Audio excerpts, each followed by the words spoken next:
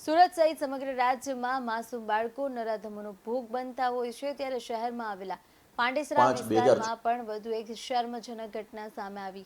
માહિતી મુજબ પાંડેસરા વિસ્તારમાં એક નરાધમે બિલ્ડિંગમાં રહેતી 3 બાળકીઓ સાથે શારીરિક અડપલા કર્યા હોવાની ફરિયાદ પોલીસ મથકે નોંધાઈ। પાંડેસરા પોલીસે ફરિયાદના આધારે વિજય ભગવાનભાઈ ઇંગડેની ધરપકડ કરી આગળની કાર્યવાહી હાથ ધરી હતી। જાણીએ સમગ્ર ઘટના વિશે।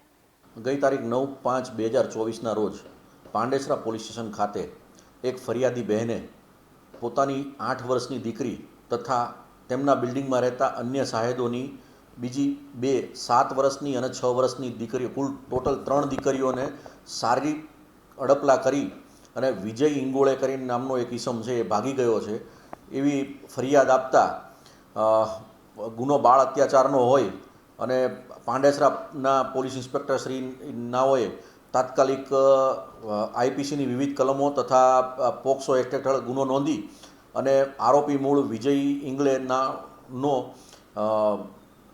મહારાષ્ટ્રના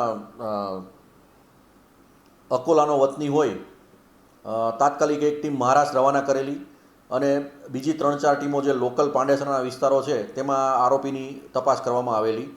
દરમિયાન પોકો હરેશભાઈ નાઓની ચોક્કસ બાતમીના આધારે આ વિજય ઇંગોળેની ધરપકડ કરવામાં આવેલી અને મુદ્દત અંદર નામદાર કોર્ટમાં મોકલી આપવામાં આવેલ અને હાલ એ જ્યુડિશિયલ કસ્ટડીમાં છે। આ વિજય ઇંગોળે છે એ ઉંમર વર્ષ 50નો છે અને એ વોચમેન તરીકે કામ કરતો હતો।